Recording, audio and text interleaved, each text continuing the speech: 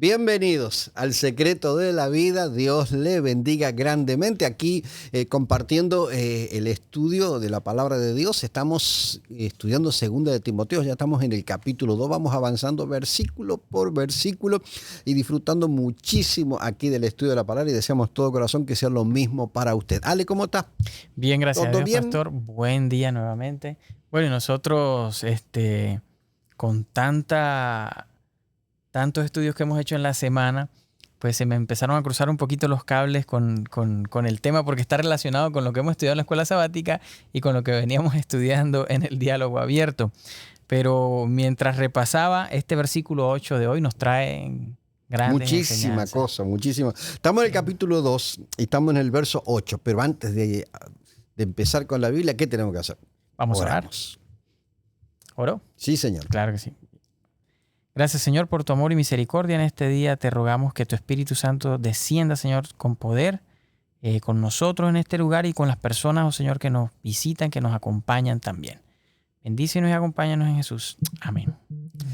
En los primeros versículos del capítulo 2, Pablo le ha recordado a Timoteo el valor que tiene la gracia del Señor Jesús y lo anima a fortalecerse en la gracia, lo anima a compartir la gracia, lo anima a preparar gente que pueda tomar la bandera de la gracia y ser portestandartes también y mensajeros de la gracia. Le dice también a Timoteo que la realidad es que va a tener que esforzarse y sacrificarse, que lo va a tener que presentar con denuedo al mensaje de la palabra de Dios. Y le dice finalmente que de todas esas cosas él va a ir aprendiendo en el camino de ser un siervo del Señor Jesús. Cuando llegamos al verso 8, compañero, lo leemos y dice de qué forma.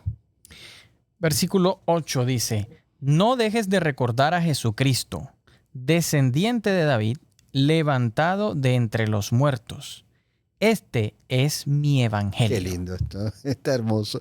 Acá, sí. En cada sentencia hay un mensaje poderoso para cada uno de nosotros. Sí. A veces yo digo, Pablo se habrá dado cuenta de lo trascendental que iba a ser lo que él escribía. Porque mira que esto es trascendental para la eternidad, para millones y millones de personas a través de la historia. El Espíritu Santo lo tomaba. Una persona escribiendo en las manos del Espíritu. Dice, no dejes de recordar a quién. Al Mesías. Yo entiendo que cuando él dice Jesucristo, descendiente de David, él se refiere a esto. No dejes de recordar que Jesucristo es el Mesías, descendiente de David, levantado entre los muertos, que murió por todos nosotros y resucitó. Este es mi evangelio. Fíjate, ¿cómo cambia la vida de una persona en las relaciones interpersonales, en la relación con la gente, si nosotros siempre estuviésemos recordando a Jesucristo? Al recordar a Jesucristo, y cuando tú dices voy a recordar a Jesucristo, lo vas a recordar producto de tu lectura de los evangelios con respecto a su vida aquí en la tierra. Y al haber estudiado a Jesucristo y su relación con las personas aquí, descubre cómo él trataba a las personas. Entonces, cuando tú, en tu trabajo, con el que te simpatiza, con el que te simpatiza menos, con el que no te simpatiza, cuando tú recuerdas a Jesucristo, ¿cambia o no cambia tus relaciones interpersonales? Tiene que cambiar. Yo, por ejemplo, a veces porque todo trabajo, tú a veces chocas con alguien, con gente que incluso te llevas bien. Hay un momento donde puede que las opiniones o las ideas de cómo ejecutar tu trabajo vayan en contra del carácter o la forma de otro. Y hay choque, y hay roce. Y yo, de donde soy, yo me sé defender muy bien con palabras. Y si me insultan, creo que podría saber cómo también devolver un par de insultos. Y hay algo que me hace respirar y me da rabia. A veces también digo, lo reconozco como ser humano, me da rabia pensar y decir, ¿qué diría Jesús? Tengo que tragarme todo lo que me han dicho, no de manera frustrada, sino decir, bueno, y a la final, ¿qué me gano con todo esto si el Señor después me va a decir, oye, yo te llamé, fue a hablar con amor, te llamé, fue a tener paciencia? Entonces, bueno, he tratado. Creo que ya, gracias a Dios, son la mayor parte de las veces en las que no contesto con una piedra. Pero bueno, por su gracia y su amor ya estoy tratando de recordar a Jesús. Y el que diría él, no es fácil. En la experiencia de Pablo, imagínate cuando él dice, no dejes de recordar a Jesucristo. Si Timoteo hubiera estado enfrente de él o yo hubiese estado enfrente de Pablo, hubiera dicho, oye, Pablo, ¿qué tú quieres decir con eso de no dejes de recordar a Jesucristo? Y Pablo hubiese dicho, ¿y cómo no voy a recordar a Jesús? Si me encontró con una alforja llena de nombres para matar personas, si me encontró todavía con las manos llenas de sangre de Esteban, y cuando me llamó no fue para castigarme, me llamó para bendecirme, me llamó para darme trabajo. Para darme trabajo en la predicación de él. ¿Cómo yo no voy a recordar a Jesucristo?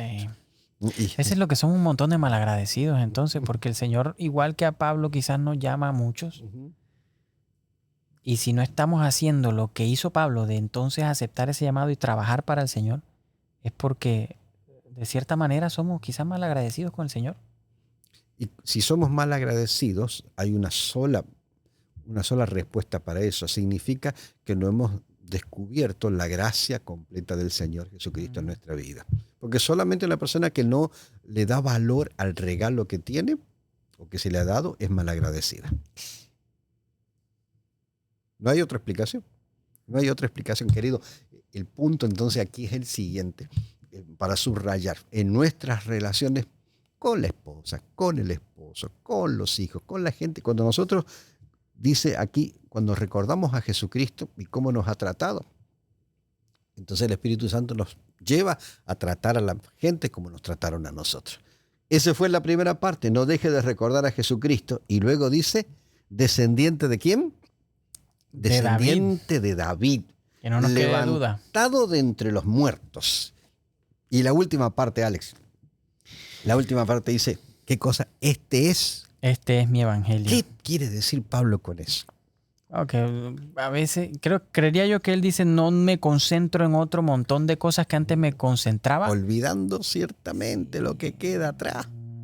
Prosigo a la meta. Wow. ¿Cuál es mi evangelio? Sí. Y ahora te pregunto, ¿cuál es tu evangelio? Sí. ¿Cuál es tu bandera? ¿Cuál es mi bandera? ¿Cuál es tu bandera, querido? ¿Cuál es tu evangelio? Pregúntate eso.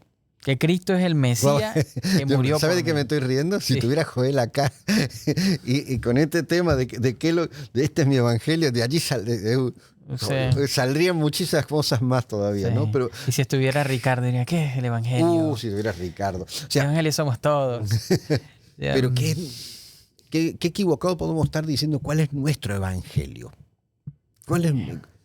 ¿Te has preguntado eso, Alex? ¿Cuál es tu evangelio? Sí, muchas veces la verdad defendía el evangelio como si las religiones fueran equipos de fútbol y esta es mi camiseta y tengo que tirar piedras por ella, siendo que la verdad es más simple. Dice él, Jesucristo, hijo de David, es el Mesías, murió y resucitó. Ese es mi evangelio. Ese es mi That's it. No hay nada más que esto. Este es mi evangelio, tan sencillo. Wow, nada complicado, ¿no? Dice luego, por el cual sufro al extremo de llevar cadenas como un criminal. Alguien te puede decir esto, alguien te puede decir con esto, dice, bueno, el evangelio no es sencillo, una cosa más complicada. La persona que escribe esto, posiblemente en su tiempo, de los predicadores, era la persona más educada, más inteligente, más conocedora de todo lo que eran las escrituras. Y cuando él le preguntan, resumime el evangelio tuyo, resumime tu evangelio. Dice, te lo resumo, a ver, pues mira, déjame escribirte en arameo, en hebreo, en griego, buscarte Deuteronomio, buscarte el Pentateuco, Yo no bebo. Mi evangelio es que yo no bebo, no fumo, no bailo, no voy a discotecas, no. Yo te resumo mi evangelio, dice Pablo. Fácil, dice. ¿Qué cosa dice?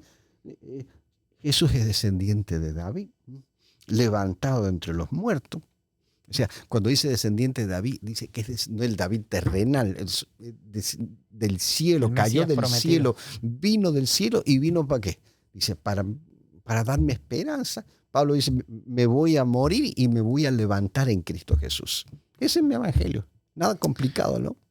Complicado. Mira el versículo 9 que él dice que él sufre al extremo. Nosotros hoy en día, mira, para que un político tenga éxito, una de las recetas es anunciarse que él es cristiano. ¿Sí? ¿Por qué? Porque hoy en día se tiene en buen concepto. Sí. Es cristiano. Entonces sí, voto por él. Como diga que es ateo, ya la va a tener más difícil. Va a tener más difícil la situación. En este caso, Pablo, si viniese a esta época de nosotros y viera que los cristianos están en buen concepto, se avergonzaría y nos reprendería por no estar llevando aún más el evangelio, siendo que en este momento, en muchos de nuestros países de Occidente es más fácil. Totalmente. Totalmente. Dice, pero la palabra de Dios no está como. Pablo está encadenado cuando escribe esto, está en la cárcel, pero él dice, la palabra de Dios no está encadenada. O sea, amén. Está el aspecto literal de esto, ¿cierto? ¿No? Del hecho de que la palabra de Dios iba de persona en persona, y aunque él estuviera encadenado, pues y él no podía salir a predicar, estuviera preso, pues el mensaje de Jesús seguía propagándose. Ese es el aspecto primero que podríamos ver esto. Lo otro es la pregunta. Nuestro carácter muchas veces encadena el mensaje de la palabra de Dios. ¿Para qué sirve una cadena? Para atar algo a un lugar y que no se mueva, para hacer que algo no se mueva, para asegurar algo y sellarlo, guardarlo, asegurar cosas. Yo creo que muchas veces a nosotros nos ha gustado encadenar la palabra de Dios. Encadenarla a lo que me enseñaron los abuelos, los bisabuelos, lo que me enseñó el pastor que me bautizó hace 50 años atrás, que te lo enseñó con todo cariño, era lo que él entendía y era lo que él sabía, pero mi mensaje de la palabra de Dios, mi mensaje de Jesús está encadenado a lo que me dijo una persona hace 50 años atrás. Y también Está larga la cadena, ¿sabes? Sí, señor, y también le ponemos un cofre y lo encadenamos en el sentido de que hay gente que ve que al cristiano ciertas cosas por la causalidad del evangelio mismo, para tomar buenas decisiones, te va bien.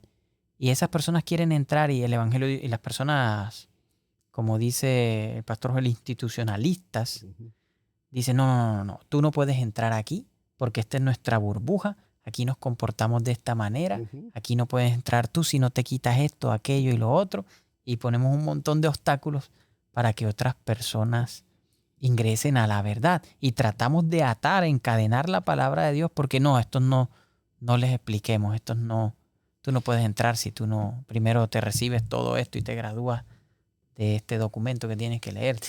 ¿Has escuchado ese dicho que dice, todo tiempo pasado fue mejor? Sí. No es necesariamente cierto. No.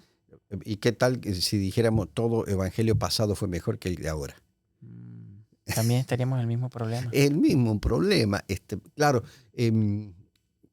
cuando nosotros decimos esto, de que no es correcto decir eso, el evangelio pasado fue mejor, vamos a despertar en mucha gente el sentimiento de decir, pues, por eso las cosas están como están, por eso nuestros hijos se van de la iglesia, por un evangelio modernista, postmodernista, y ahora hay un montón de palabras al respecto de eso, ¿no?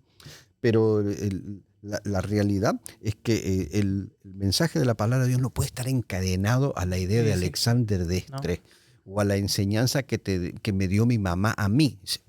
Mi mamá me enseñó lo mejor que pudo, y me dejó un tesoro, y yo lo agradezco, y así me despedí de la vieja, ¿no? Pero cuando pasa el tiempo yo me doy cuenta de que ella estaba encadenada a otras cosas que le habían enseñado a ella, y había que si el evangelio está encadenado a Daniel Ponce, yo no lo dejo ser libre al mensaje de Jesús. La gracia de Dios es multiforme.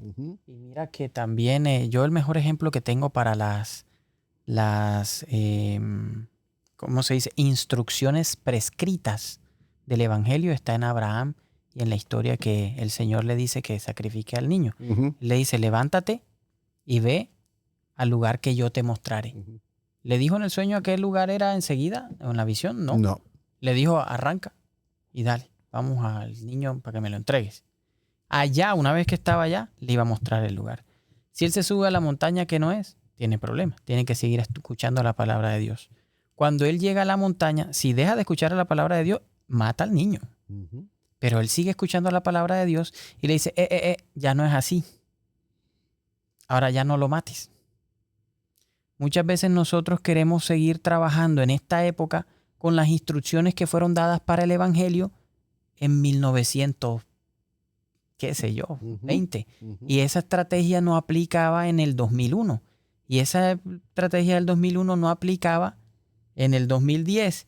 Y en el 2020, olvídate de todos los preconceptos y todo lo que tú tenías acerca de lo que era compartir en redes sociales la iglesia, porque a partir del 2021 las paredes de los templos se destruyeron. A mí me refiero en sentido figurado. Ahora todas las personas están abrazando las nuevas tecnologías y viendo cómo trabajar con ellas, y antes las condenaban. Que si las condenaban, que si las condenaban. Cuando yo comienzo como evangelista hace años atrás, Alex, familia, yo recuerdo aparecieron los slide projector, Uh-huh. los proyectores de slide. Entonces yo en mis carpas usaba 3 proyectores.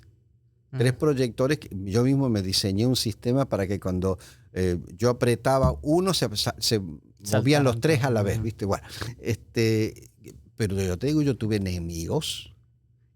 ¿Por qué? Porque esto tenía que ser, porque era inconcebible pensar que en lugar de estar yo con la Biblia en la mano, yo tuviese la Biblia en la pared, en la pantalla. Ya la gente no trae la Biblia. Ya la gente no trae la Biblia. Ya la gente solo trae el celular y lo mira.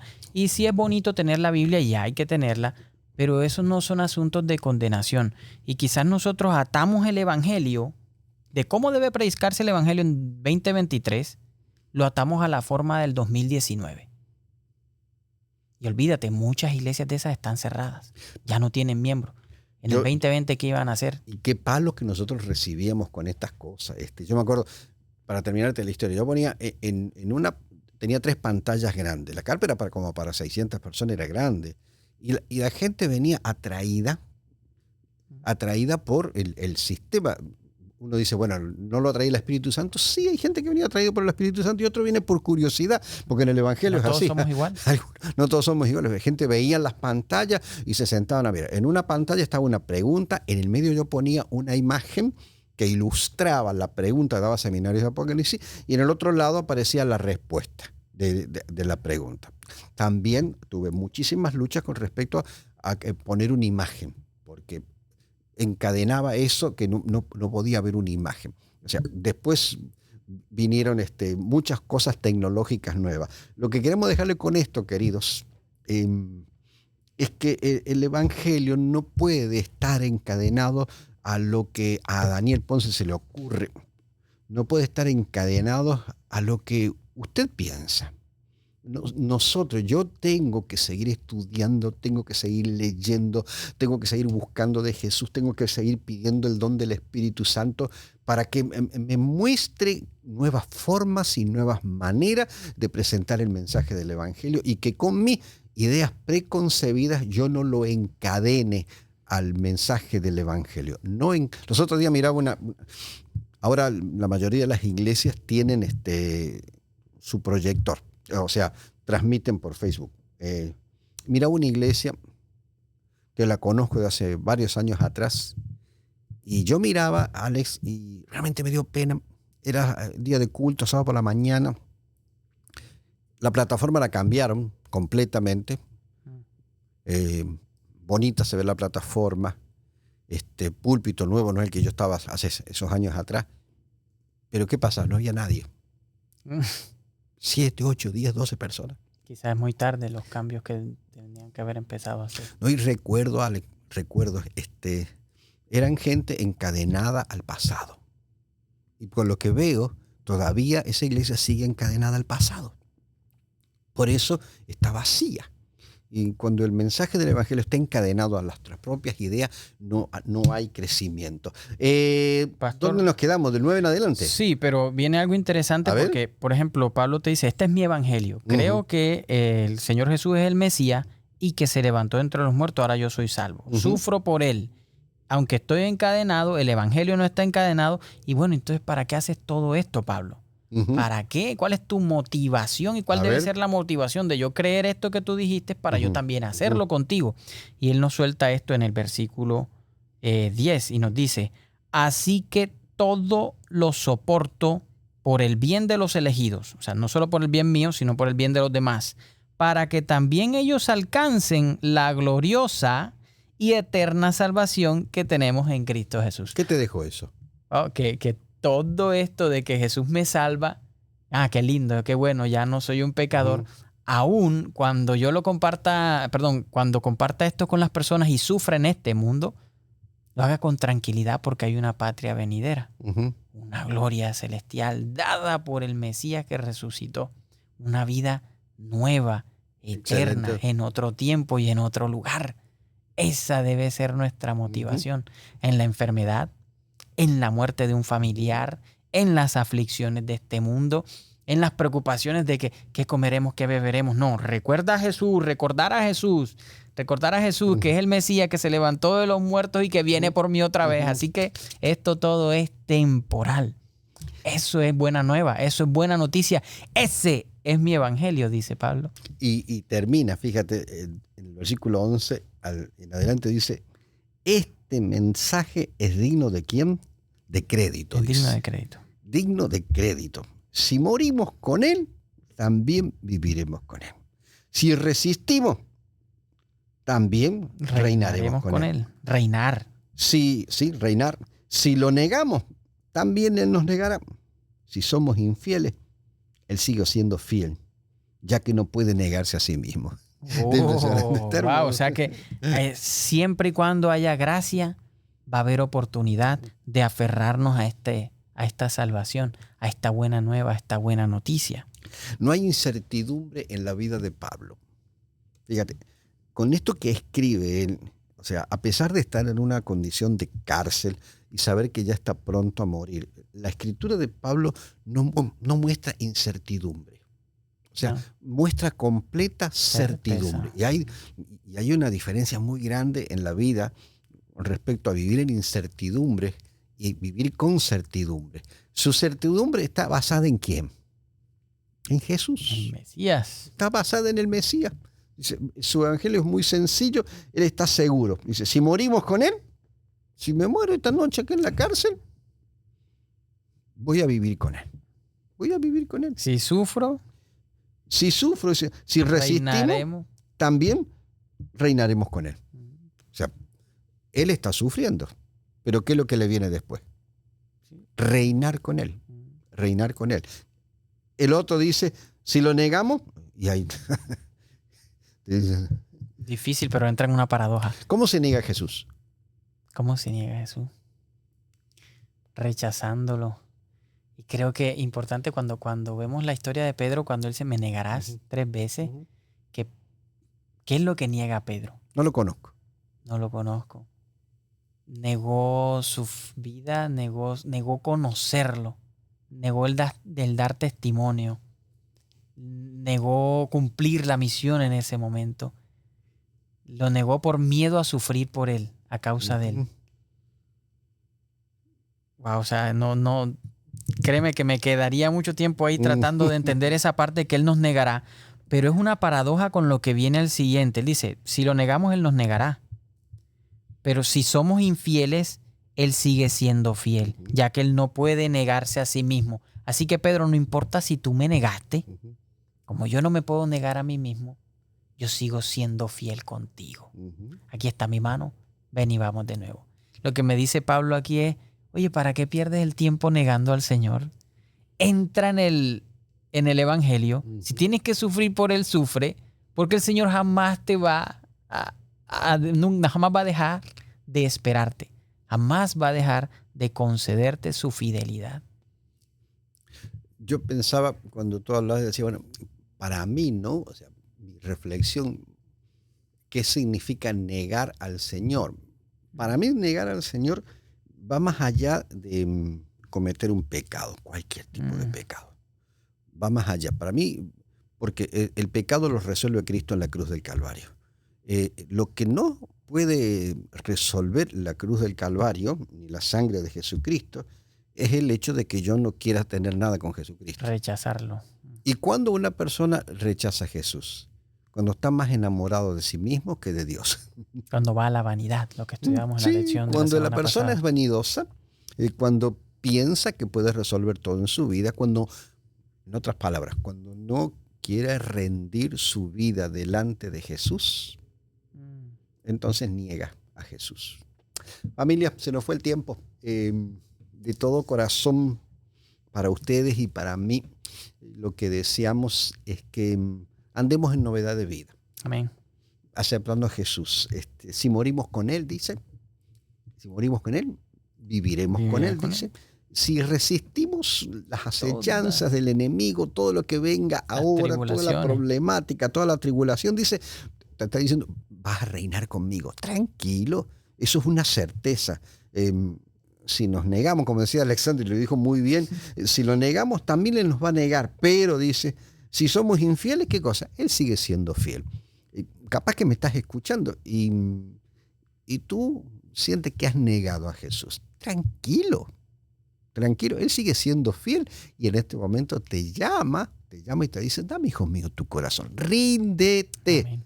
Ríndete y estamos a cuentas, porque si tu corazón late, la gracia preciosa de Jesucristo te cubre de todo pecado. Amén. Gracias, Alex. Gracias, pastor. ¿Quién oró al principio? Yo. Tú. Entonces me toca a mí orar al terminar. Querido Dios, gracias por Jesucristo, nuestro Señor, nuestro Salvador, nuestro Redentor. Gracias por el mensaje de la palabra. Gracias por el don del Espíritu Santo. Y Señor, que ese don del Espíritu Santo sea sobre cada uno de nosotros. Nos rindamos delante de ti y que tengamos la plena y total certeza, como la tenía el apóstol San Pablo, de que su vida estaba arreglada. Amén. Por el Señor Jesucristo. Su vida presente y su vida eterna también. Amén. Que la podamos sentir y disfrutar y compartir con muchos otros. En el nombre de Jesús. Amén. Amén. Amén. Querido, si este estudio ha sido de bendición para usted, dele compartir, dele me gusta, suscríbase al canal de Forest City para que todo lo que hagamos, incluida nuestra matutina, usted la pueda recibir todos los días, por la mañana o por la tarde a la hora que sea. Dios les bendiga. Gracias, Alex. Hasta luego.